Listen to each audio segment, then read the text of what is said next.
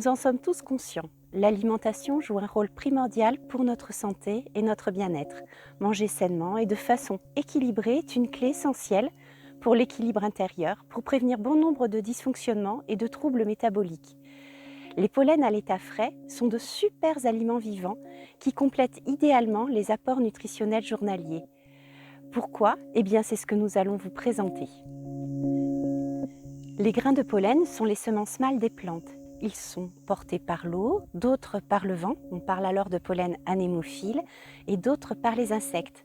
Il s'agit alors de pollen entomophiles. Les pollens transportés par le vent sont des pollens de petite taille, très légers, présentant très peu d'intérêt nutritionnel. Ce sont ces pollens qui sont responsables des allergies respiratoires, type rhinite allergique, rhume des foins, car ils pénètrent très facilement l'organisme et sur des muqueuses fragilisées, ils peuvent provoquer bon nombre de désagréments.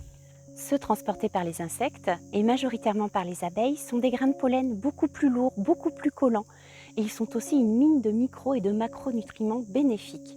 En effet, leur mission de fécondation leur confère de nombreux atouts que nous allons décoder ensemble. Tout d'abord, pour être attractif, la plante a conçu les grains de pollen riches en protéines végétales. En moyenne 20% de protéines. C'est aussi riche que la viande rouge. Les abeilles viennent en effet collecter le pollen sur les étamines des fleurs pour nourrir le couvain mâle et femelle.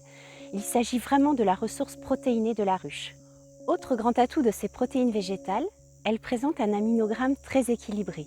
En effet, tous les acides aminés essentiels, ceux que le corps ne peut synthétiser et qui doivent être forcément apportés par l'alimentation, sont présents dans le pollen, ce qui va optimiser leur absorption. Or, les protéines, vous le savez, sont indispensables au bon fonctionnement de notre corps. Elles sont impliquées dans la plupart de nos processus physiologiques. Et c'est ainsi un atout majeur de limiter l'apport en protéines animales en les substituant par des protéines végétales. Cela permet de moins encrasser l'organisme et de limiter l'absorption de matières grasses saturées et de cholestérol.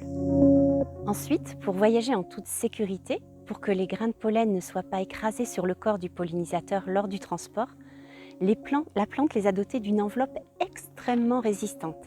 Elle est riche en fibres, ce qui va conférer au pollen des propriétés prébiotiques. Et il va ainsi participer, dans les organismes humains, à rétablir un excellent transit. Tout autour, il y a un film riche en lipides, là aussi conçu par les plantes, avec un excellent rapport entre oméga 3 et oméga 6. Dans ce film, très riche en acides gras, il y a aussi beaucoup d'antioxydants, ce qui va permettre de protéger le contenu des grains de pollen, de protéger les semences mâles de la dessiccation et de l'oxydation. Ces antioxydants protègent des dommages oxydatifs provoqués par les radicaux libres qui s'accumulent avec l'âge. Ainsi, les cellules, tissus et organes, quand on prend de l'âge, sont plus abîmés et moins fonctionnels. Cette dégénérescence cellulaire laisse apparaître certains troubles spécifiques liés directement au vieillissement de l'organisme. Alors bien sûr, les pollens, sans avoir un effet anti-âge irréversible, sont des aliments antioxydants qui vont donc naturellement aider à mieux faire face à certains de ces effets directement liés au stress oxydatif. Et ils peuvent vraiment compléter idéalement un traitement médical. Leur action va être très bénéfique, comme dans le cas de certaines pathologies neurodégénératives et métaboliques. À titre de comparaison, une seule cuillerée à soupe de pollen de saule ou de saule fruitier, soit 15 g de pollen, fournit 15 fois plus d'antioxydants que 100 g de baie de goji. Nous venons d'évoquer toutes les richesses données par les plantes. Et bien, pour notre plus grand bien et pour le plaisir des gourmands, l'abeille va en plus enrichir cette matrice naturelle issue du monde végétal en l'ensemençant de ferments issus de son tube digestif et élevés sur le nectar à l'intérieur de la ruche. Avant de partir récolter le pollen, l'abeille ingurgite des gouttes de nectar qu'elle va stocker dans son jabot. Et puis au fil des récoltes, pour coller les grains de pollen et les amalgamer et former les pelotes, elle régurgite ces gouttes de nectar. Elle réalise alors un travail exceptionnel de biochimiste.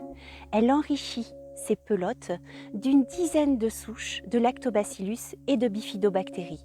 Chez l'homme, ces ferments sont de précieux alliés pour l'équilibre intestinal. Elles vont ainsi protéger de l'invasion potentielle de bactéries pathogènes et renforcer la qualité de notre microbiote et renforcer nos défenses naturelles qui sont localisées à plus de 70% dans nos intestins.